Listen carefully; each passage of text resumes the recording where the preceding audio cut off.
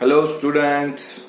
In last video we have started the superclass Tetrapoda, and in that we have learned amphibian class. Okay, we have begun with superclass Tetrapoda and then we proceed to class amphibians. Okay, so today we will learn about reptilia class and then we will talk about aves.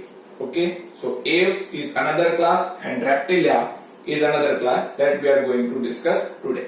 So all reptilia animals are creeping and crawling. All reptilia animals are creeping and crawling animals. So they have a type of locomotion, and this type of locomotion is known as creeping or crawling type of locomotion. They exhibit a type of locomotion which is known as creeping or crawling. This mode of locomotion is known as creeping or crawling mode of locomotion.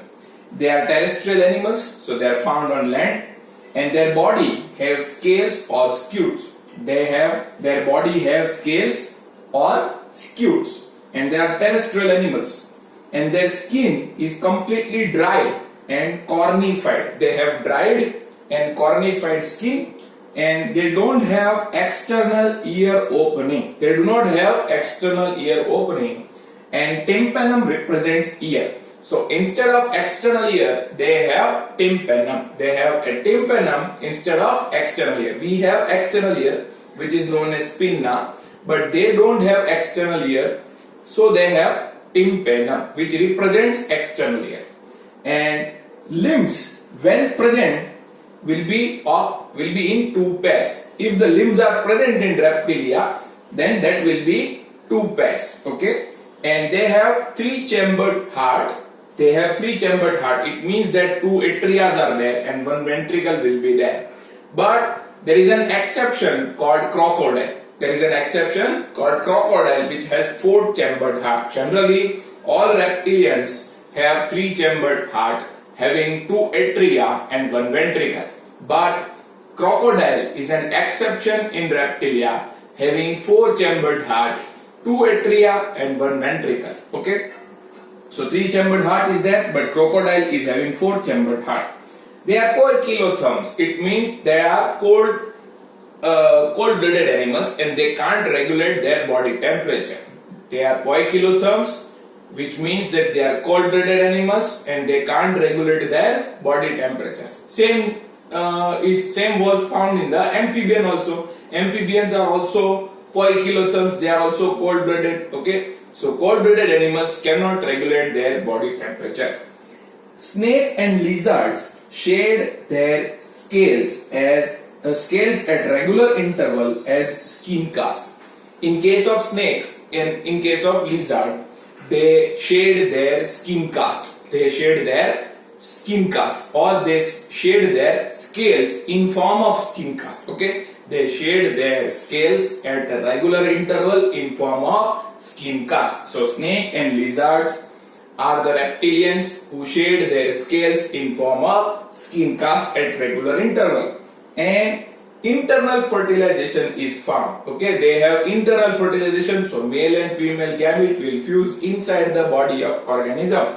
They are oviparous. It means that they are egg-laying animals, and they have direct development. So young one is similar to the parent. Young one is not different from the parent. So they show direct development. And examples are chelone, which is known as turtle, testudo, known as tortoise, chameleon, known as tree lizard, calotis, known as garden lizard, crocodilus is crocodile only, alligator is alligator only, hemidactylus, naja, bangarus and viper. These are three snakes. Okay, naja, bangarus and vipera are the snakes. So these are the examples of reptilia class. Let's revise the reptilia again. Reptilia shows creeping and crawling mode of locomotion. They are terrestrial animals and their body is covered with scales or scute, and their skin is dry and cornified. They don't have external ear opening, and they have tympanum, which represents ear. So here external ear is absent, and if the limbs are present, then it will be in two pairs. they have 3-chambered heart, but crocodile is an exception which is having 4-chambered heart. They are poikilotherms, so they can't regulate their body temperature, and they are cold-blooded animals. And snake and lizard, they shed their scales as skin casts at regular intervals, and they show internal fertilization, they show direct development, and they show they are oviparous. Okay, they have internal fertilization, they are oviparous, and they show direct development. And these are the examples. Examples you can remember by yourself. So these are the features of Reptilia class. Let's discuss another class, that is aves. All aves have a characteristic feature of feathers. Okay, they have feather, that is their characteristic feature. No other animals bear feather, so they have feather, that is their characteristic feature. And all aves can fly, but ostrich is an exception in aves who cannot fly. Okay, all aves can fly, all aves animal can fly, but ostrich cannot fly. And they have beak, which is nothing but modified teeth. So they have beak, which is nothing but a modified teeth. And their forelimbs are modified into wings. They have two pairs of the limbs are there in all tetrapoda animals. Two pairs of the limbs are there, two forelimb and two hind limb. But here the forelimbs are modified into wings. Okay, so that is their characteristic feature, that forelimbs are modified into wings for flying. So here forelimbs are modified into wings, and hind limbs have scales. Hind limb will have scale. So they also possess scale, but they are present on the hind limb only.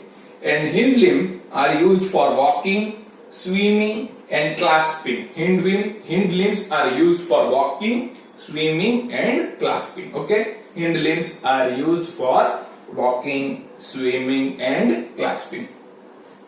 Their skin do not possess gland. Their skin don't have glands, but on tail part oil gland is present. On the tail part oil gland is present. Generally their skin is without gland, but on the tail part they have gland.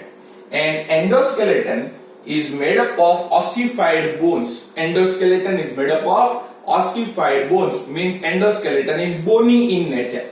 But these bones are pneumatic, means that they have cavity inside.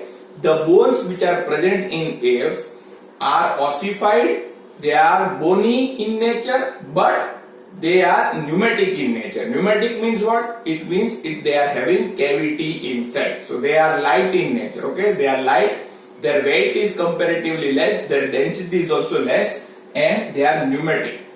These bones are known as pneumatic bones, and these bones are useful in flying. So it reduces overall weight of the body, and that's why they help in flying. So they have endoskeleton, which is ossified. It is bony in nature, and these bones are pneumatic. So these bones have cavity in them, which is helpful in reduction of weight and flying. Their digestive system has additional structures known as crop and gizzard. The digestive system of aves have additional structures or additional chambers rather known as crop and gizzard. Crop and gizzard are the additional chambers which are present in the digestive system of the aves. And they are warm-blooded animals. It means they are homeothermic animals. So first homeothermic animals or first warm-blooded animals are aves who can regulate their body temperature. Aves can regulate their body temperature. They are warm-blooded animals. They are homeothermic animals.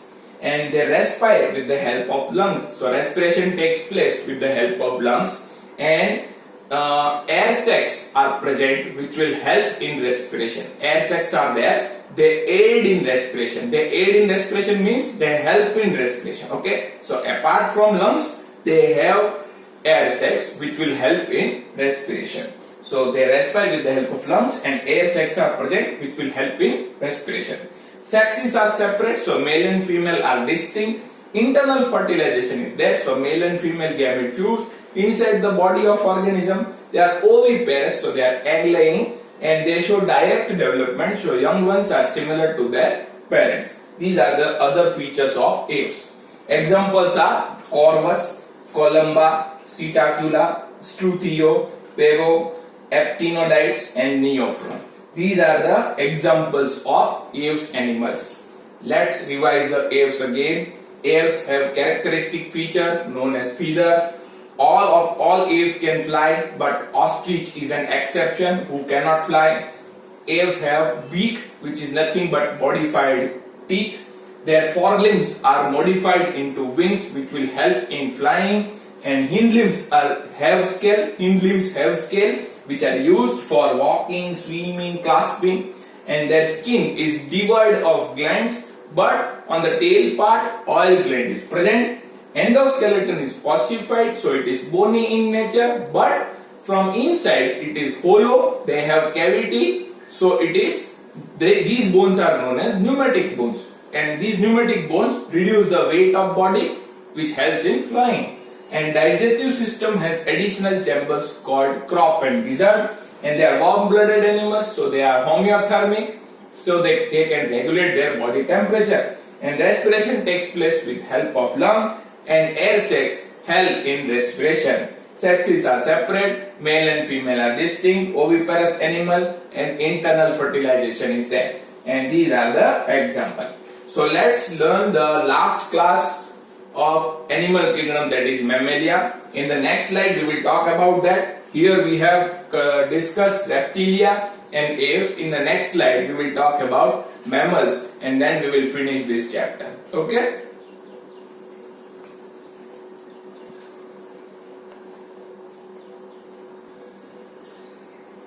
So students, let's talk about the last phylum of the animal, last class of the animal kingdom, that is mammals. Okay, actually we are learning the phylum Chordata, under which there is a class, under which there is a subphylum called Vertebrata, and that subphylum has a superclass called Tetrapoda, and that superclass has a class called mammals. So we are learning mammals class. All mammals live in variety of habitats. They are found in many types of habitats. They are found everywhere. Okay, so they live in variety of habitats, and some of them are adapted for flying also, and some can live inside the water also. Okay, so some of the mammals are adapted for flying, and some can live in water also. They can live in variety of habitats. All mammals are found in variety of habitats, and some are adapted for flying, and some can live under the water also. And they have a characteristic feature called mammary glands, which are used to nourish the young ones. Okay, mammary gland is the characteristic feature of the mammals, which is used to nourish the young one. And they have two pairs of the limbs, which is used for walking, running, climbing, burrowing, swimming, and flying. They have two pairs of the limbs, which are used for walking, running, climbing, burrowing, swimming, and flying. And their skin possess hair. Here the hairs are present. Hair are present on the skin. No animals except mammal have hair on their skin. Okay, only mammals have hair on their skin. So skin has hair, and here external ear is present, which is present in form of pinna. No other animals have external ear, no other animals have pinna, but mammals have pinna, and it represents external ear. And different types of teeth are present in the jaw. Different type of teeth are present in the jaw. So mammals are known as thecodont animals. Mammals are known as thecodont animals, and different types of teeth are there. Okay, so different type of teeth are there, and these teeth are present in the socket of the jawbone. So mammals are called thecodont animals. And heart is four chamber. So four chamber are present in the heart, two atria and two ventricles. And they are homeothermic. It means they can maintain their constant body temperature. They can maintain their constant body temperature. And respiration takes place by lungs. Okay, respiration occurs with the help of lungs. Sexes are separate, so male and female are distinct, and internal fertilization is there. So these are the features of mammals. Let's revise again. They are found in variety of habitats. They are seen in many habitats. Some of them are adapted for flying, and some can live under the water also. And they have characteristic feature of mammary gland, which is used to nourish the young ones, and they have two pairs of the limbs which are used for walking, running, climbing, burrowing, swimming and flying. The skin has hair and external ear is represented by pinna. Different types of teeth are there which are fitted in the socket of the jaw. So different types of teeth are there which are fitted in the socket of the jaw. So here the tooths are fitted in the socket of jaw. So mammals are thecodont in nature. Mammals are thecodont, and different types of teeth are there. So it says that mammals are heterodont. Okay, mammals are heterodont also. Different types of teeth are there, and they are fitted in the socket of jaw. So mammals are thecodont and they are heterodont also. And heart is four chambered. So two atria and two ventricles are there. Homeothermic animals. It means they are warm blooded. They can maintain their body temperature constant. Respiration takes place by lung, and their sexes are separate. So male and female are distinct, and internal fertilization is found. They are viviparous, but one exception is there, that is platypus. Platypus is an egg-laying animal, egg-laying mammal. Okay, most of the mammals are viviparous, but one exception is there called platypus, which is egg-laying. And examples are macropus. Macropus is kangaroo. Pteropus is flying fox. Camelus is camel. Macaca is monkey. Ecus is horse. Delphinus is dolphin. Balanotera is whale. Panthera tigris is tiger, and Panthera leo is lion. So these are the examples of mammals. So students, with this we finish our chapter 4, and in next video we will begin with a new chapter. Okay, thank you.